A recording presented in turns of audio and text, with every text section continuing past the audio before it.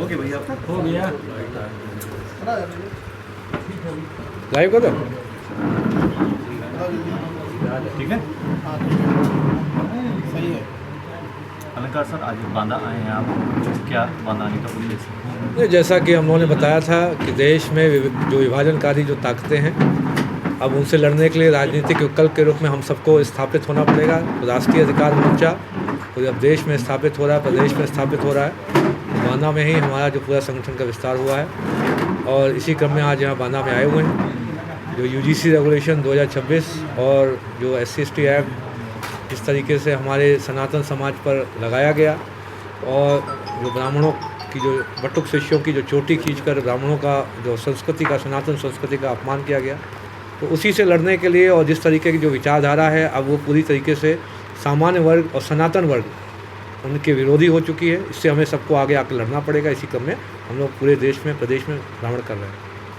आगामी विधानसभा चुनाव उसको लेकर भी क्या कोई विशेष? उत्तर प्रदेश में 403 विधानसभा सीट हैं और हम लोग की पूरी रणनीति, पूरी टीम जो है अपने अपने ज़िलों में अध्ययन कर रही है।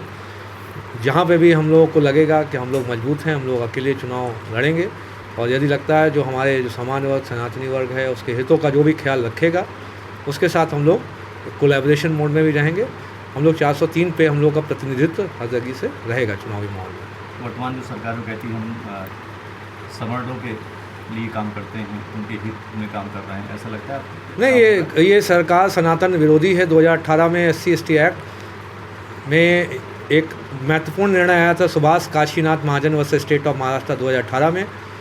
सुप्रीम कोर्ट ने यह माना कि जो SC/ST एक्ट है यह जो सनातन वर्ग के लोग हैं, जनरल OBC वर्ग के लोग हैं, उनके मूल अधिकारों का हनन करती है। तो उन्होंने 3 महत्वपूर्ण डायरेक्शन दिए थे, दिशा निर्देश। प्रथम, बिना किसी जांच के SC/ST एक्ट में गिरफ्तारी FIR नहीं होगी और बिना किसी शासकीय अनुमोदन के कोई भी अधिकारी कर्मचारी पर कोई कार्रवाई नहीं होगी। इसमें एंटीसिपेटरी बेल का भी प्रावधान था। लेकिन ये देश की इतनी निकम्मी सरकार थी, इसने सनातनी वर्ग, जनरल OBC वर्ग का सम्मान न करते हुए तो देश में हिंदू देवताओं को गाली देते हैं, ऐसे वर्गों का सम्मान करते हुए इन्होंने धारा 18A लाकर पूरे निर्णय को बदल दिया। इस समय हमारे साथ विष्णु तिवारी हैं जो 20 साल से जेल में हैं। आप देखेंगे इस समय विष्णु तिवारी 20 साल से फर्जी निराधार शिकायत में SC/ST एक्ट में जेल में होके आए हैं। इनकी ज़िंदगी का निर्णय कौन करेगा, इनका मुआवजा कौन देगा? 20 साल यदि आप सोचिए आपके बच्चे के बर्बाद हो जाए, आपका ही अपना बेटा होता, 20 साल की उम्र में गया था और 41 साल की उम्र में आपका बेटा जेल से निकलता। इनके 4 परिवार के सदस्य, माता पिता और 2 भाई ख़त्म हो गए, इनको पैरोल तक नहीं मिली। और ये जब 2021-22 में जब इनको अदालत से इनको बरी किया गया, आप सोचिए एक व्यक्ति का कैसे जीवन बर्बाद किया जाए। 1 लाख FIR दर्ज हुई हैं फर्जी SC/ST एक्ट में और 10 लाख से ज़्यादा सेटलमेंट हुए हैं। और इस पर पूरे देश में जो नक्कारे बैठे हुए हैं, सफ़ेद पोश निकम्मे, कभी भी कुछ इस पर नहीं चर्चा करते हैं। UGC आखिर सरकार क्यों लाई? नहीं, UGC ये देखिए, पहले ये देश में हिंदू और मुस्लिम में लड़ाते थे। अब इनका हिंदू और मुस्लिम का जो है वो टॉपिक ख़त्म हो गया है।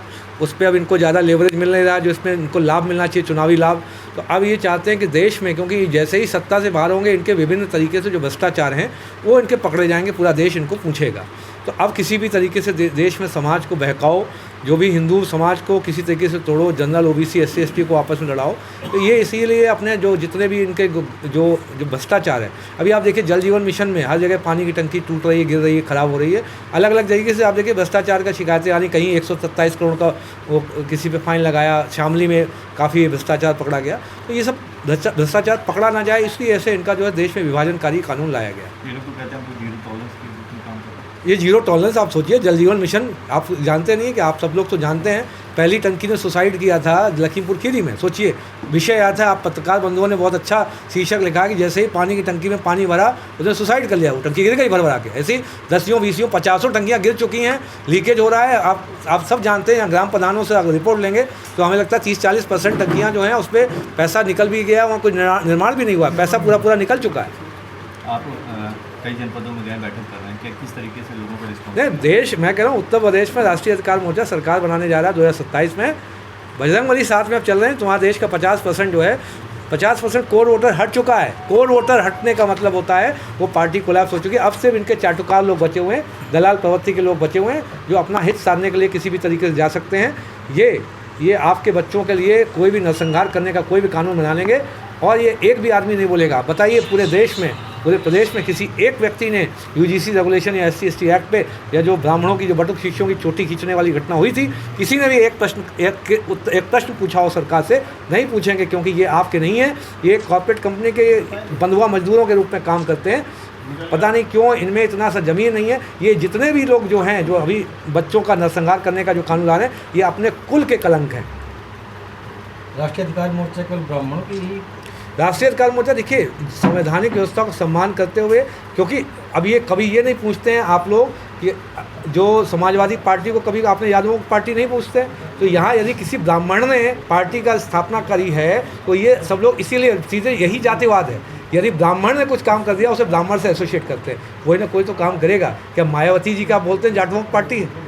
तो कभी राष्ट्रीय अधिकार मोर्चा क्योंकि एक ब्राह्मण ने स्थापित किया, वो तो सबको लेके चलना है। संवैधानिक व्यवस्था में आप सबको लेके चलते हैं, सामान्य वर्ग, SC/ST, मैं सनातनी वर्ग। मैं कहता हूँ हमारे यहाँ कोई वो आदमी नहीं आएगा जो हिंदू देवी देवताओं को गाली देता है। अल्पसंख्यक वर्ग आएगा, वो अपने धर्म का सम्मान करते हुए आएंगे, OBC भी आएंगे, सामान्य वर्ग, सब लोग रहेंगे इसमें। अपनी पार्टी का प्रचार प्रसार कर रहे हैं, कुछ के बाधाएं भी आ रही हैं। देख बजरंग बली साथ में चल रहे हैं, अब बाधाएँ पैदा करने वाले बाधा उत्पन्न करेंगे तो बजरंग बली है ना उनका दंड देने के लिए।